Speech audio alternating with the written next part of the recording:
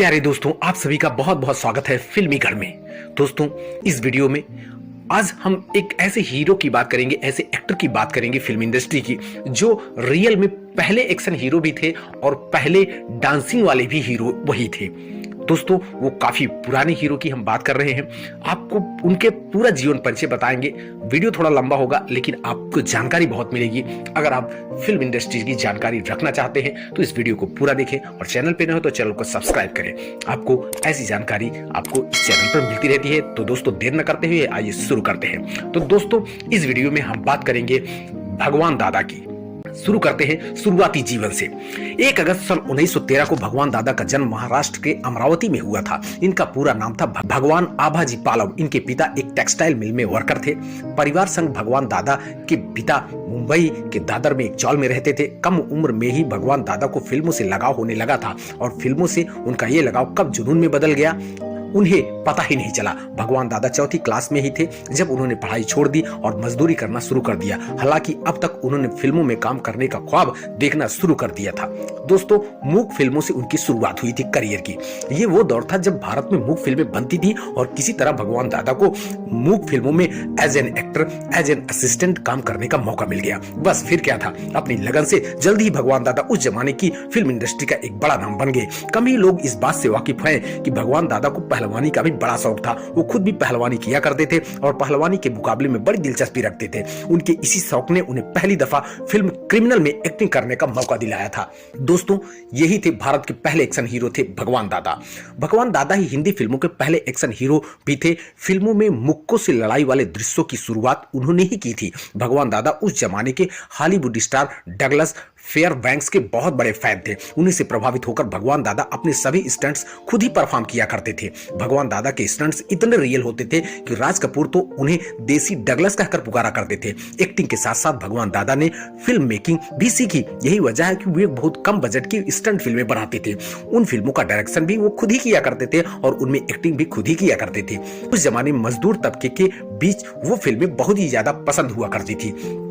दोस्तों, एक ऐसी घटना जिनको जीवन भर परेशान किया। वक्त बदला और बोलती फिल्मों का दौर शुरू हुआ। भगवान दादा ने भी अपनी पहली बोलती फिल्म हिम्मते मर्दा बनाई। दिग्गज वैम्प ललिता पवार इस फिल्म में लीड हीरोइन थी। फिल्म के एक सीन में भगवान दादा को ललिता पवार को थप्पड़ मारना था, लेकिन भूल बस उन्होंने ललिता पवार के बाएं गाल पर इतनी जोर से थप्पड़ मार दिया कि वो बुरी तरह चोटिल हो गई। ललिता पवार को अस्पताल में भर्ती कराना पड़ा। उनका चेहरा पैरालाइज हो गया, बाईं आंख की एक नस फट गई और 3 साल तक इलाज कराने के बाद भी उनकी वो आंख कभी ठीक ना हो सकी। भगवान दादा को उम्र भर इस घटना पर अफसोस रहा। हालांकि ललिता पवार जरूर मजाक मजाक में ये कहती थी कि भगवान दादा की वजह से वो इतनी मशहूर वैम्प बनी। राज कपूर की सलाह ने बदल दी किस्मत। ये भगवान दादा ही थे जिन्होंने भारत की पहली हॉरर फिल्म बनाई थी जिसका नाम था भेदी बंगला। इसी फिल्म के बाद राज कपूर से भगवान दादा की दोस्ती हो गई थी और राज कपूर ने ही उन्हें सलाह दी थी कि अब तुम्हें कोई सोशल फिल्म बनानी चाहिए। इसके बाद भगवान दादा ने बनाई अलबेला, जिसमें उनकी हीरोइन थी गीता बाली।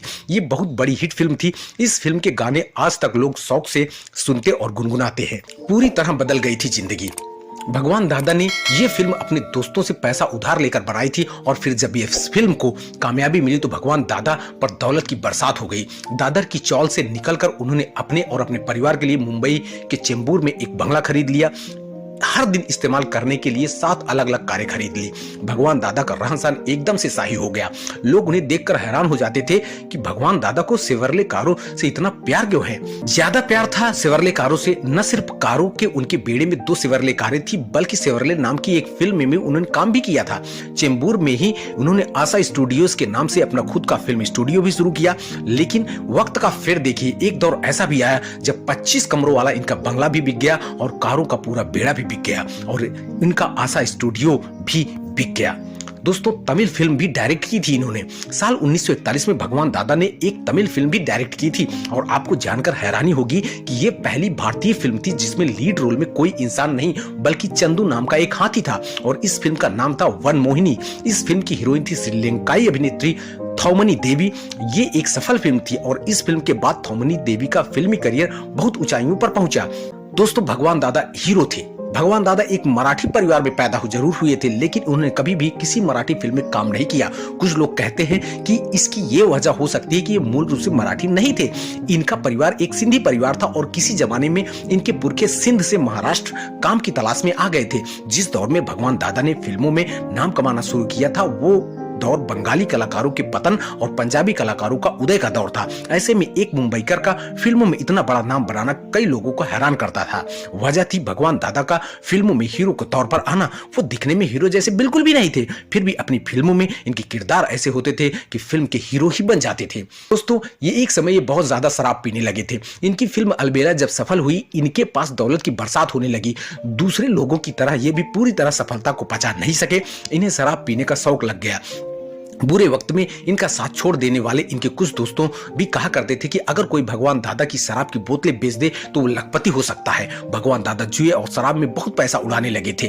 कहा तो ये भी जाता है कि अपनी एक फिल्म की शूटिंग के दौरान हीरोइन पर पैसों की बारिश करने वाले सीन के लिए उन्होंने असली नोटों की बारिश कर दी थी।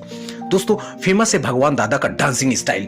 भगवान दादा का डांसिंग स्टाइल के आज भी लाखों दीवाने आपको मिल जाएंगे। फिल्म इंडस्ट्री में तो कोरियोग्राफर उनके डांस मूव्स को भगवान दादा मूव्स कहते हैं। अमिताभ बच्चन, गोविंदा और मिथुन जैसे स्टार्स ने भी भगवान दादा से प्रेरणा ली। ऋषि कपूर को खुद भगवान दादा ने अपने स्टेप सिखाए थे। एक फिल्म की शूटिंग के दौरान जब इन्हें एक्स्ट्रा डांसर्स नहीं मिले तो उन्होंने फिल्म में फाइट सीन्स करने आए फाइटर्स को ही नचा दिया था। भगवान दादा की चौल और गणपति का वो जुलूस। भगवान दादा का डांस लोगों को कितना पसंद था, इसका अंदाजा आप ऐसे लगाइए कि जब वो वापस दादर में अपनी चौल में आकर रहने को मजबूर हुए, जब वो गरीब हो गए दोबारा से, तो गणपति सेलिब्रेशन के दौरान उनके घर की तरफ से गुजरने वाले सभी जुलूस इनकी चौल लालू भाई मेंशन के सामने जरूर रुकते थे। इनका सुपरहिट सॉन्ग्स भोली सूरत दिल के खोटे बजाया जाता था और लोग इनसे बाहर आकर अपना डांस दिखाने की फरमाइश करते थे। भगवान दादा ने भी लोगों को कभी निराश नहीं किया और बाहर आकर अपने सिग्नेचर स्टाइल में डांस जरूर करते थे। इस तरह डूबते चले गए भगवान दादा। अब आप शायद सोच रहे होंगे इनका खुशमिजाज और कामयाब अभिनेता एकदम से पतन के गर्त में क्यों चला गया। दरअसल अलबेला फिल्म की मिली कामयाबी के बाद भगवान दादा का आत्मविश्वास काफी ज्यादा बढ़ चुका था। उन्होंने झमेला और लाबेला नाम से 2 और फिल्में बनाई थी, लेकिन ये फिल्में फ्लॉप हो गई। उन्हें काफी नुकसान उठाना पड़ा। मगर जिस फिल्म ने भगवान दादा को अर्श से वापस फर्श पर लाकर पटक दिया था, उसका नाम था हंसते रहना। भगवान दादा ने दादा मुनि यानी अशोक कुमार को इस फिल्म में लीड रोल में कास्ट किया था और इस फिल्म को बनाने के लिए भगवान दादा ने अपनी सारी पूंजी लगा दी थी। अपनी पत्नी के गहने तक फिल्म बनाने के लिए बेच दिए थे, लेकिन ये फिल्म कभी पूरी नहीं हो सकी। कहा तो जाता है कि अशोक कुमार ने इस फिल्म की शूटिंग के दौरान इतने नखरे दिखाए कि भगवान दादा को यह फिल्म बंद ही करनी पड़ी और उन्हें बेतहासा घाटा भी उठाना पड़ा। दूसरी तरफ जुए और शराब की बुरी लत के चलते भगवान दादा की आर्थिक स्थिति बहुत ज्यादा खराब हो चुकी थी। इन्हीं सब वजहों के चलते उन्होंने अपना सब कुछ बेच दिया और वापस दादर वाली अपनी चौल में आकर रहने लगे थे। कईयों की इन्होंने जिंदगी बदल दी थी। फिल्म इंडस्ट्री के कई नामी कलाकार तो ऐसे भी हैं जिन्हें भगवान दादा ने ब्रेक दिया था। इनमें से सबसे बड़ा नाम था संगीतकार सी रामचंद्र का, जो कि भगवान दादा के बहुत अच्छे दोस्त थे। भगवान दादा के जरिए मिली शुरुआत के बाद सी रामचंद्र ने 100 से भी ज्यादा फिल्मों में संगीत दिया। ऐ मेरे वतन के लोगों जैसे आइकॉनिक गानों का म्यूजिक भी सी रामचंद्र ने ही दिया था। हिंदी फिल्मों के बहुत बड़े गीतकार रहे आनंद बख्शी को भी पहला मौका भगवान दादा ने दिया था। वहीं हेमंत कुमार को उनके करियर की पहली बड़ी फिल्म नागिन भगवान दादा ने ही दिलाई थी। खड़े खड़े सो जाते थे भगवान दादा, आदत थी उनकी। लाखों दिलों पर राज करने वाले भगवान दादा के बारे में एक रोचक तथ्य ये भी है कि खड़े खड़े ही अपनी नींद पूरी कर लिया करते थे। ये वो खुली आंखों के साथ जो लोग उन्हें खड़े हुए और खुली आंखों के साथ सोते हुए देखते थे हैरान रह जाते थे। भगवान दादा न सिर्फ एक शानदार कलाकार थे बल्कि एक बहुत ही प्यारे इंसान भी थे। 1947 में जब भारत के विभाजन के दौरान दंगे हो रहे थे तो उन्होंने मुंबई के भिंडी बाजार में रहने वाले मुस्लिम कलाकारों और टेक्नीशियंस की जान बचाने के लिए छिपने की जगह दी थी। आखिरी वक्त में देखी बहुत मुश्किलें। भगवान दादा अपने पूरे वक्त से गुजर रहे थे तो उनके सभी दोस्त इनका साथ छोड़ गए थे। एक दौर में इनके आगे पीछे मंडराया करते थे। कुछ तो ऐसे भी थे जिन्होंने भगवान दादा से उधार लेकर फिर कभी पैसा नहीं लौटाया, लेकिन बड़े दिल वाले भगवान दादा ने ऐसे लोगों को भी माफ कर दिया। जिंदगी के आखिरी कुछ सालों में भगवान दादा बहुत मुसीबतों का सामना करना पड़ा। बढ़ती उम्र के कारण उनका शरीर उनका साथ छोड़ने लगा। वो कई दफा दादर वाली अपनी चौल के बाथरूम में फिसल कर गिरे और घायल हुए। इस चौल में उनके साथ एक बेटी व बेटा रहा करते थे। उनकी उस बेटी की शादी नहीं हुई और बेटा फिल्म इंडस्ट्री में असिस्टेंट कैमरामैन के तौर पर काम करता था। चौल के एक बड़े कमरे को एक दीवार के जरिए 2 छोटे कमरों में तब्दील कर लिया गया था।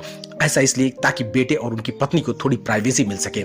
मदद पर जिंदा थे भगवान दादा। सोशल मीडिया पर आपने ढेरों जगह ये पढ़ा सुना होगा कि जिंदगी के आखिरी सालों में भगवान दादा को बहुत मुसीबतों का सामना करना पड़ा था, लेकिन ये बात पूरी तरह सच नहीं है। भगवान दादा को आर्थिक मोर्चे पर कुछ समस्याओं से दो चार जरूर होना पड़ा था, लेकिन सिने आर्टिस्ट एसोसिएशन की तरफ से 3,000 रुपए महीना और Indian motion pictures producers association की तरफ से 5,000 रुपए महीना की मदद भगवान दादा को मिला करती थी। इसके अलावा कई कलाकार ऐसे भी थे जो निजी तौर पर भगवान दादा की मदद किया करते थे और दुनिया छोड़ गए भगवान दादा। जानकार कहते हैं कि भगवान दादा को सबसे ज्यादा इस बात का दुख था कि उनके परिवार के लोगों ने भी बुरे वक्त में उनके साथ गैरों की तरह बर्ताव किया।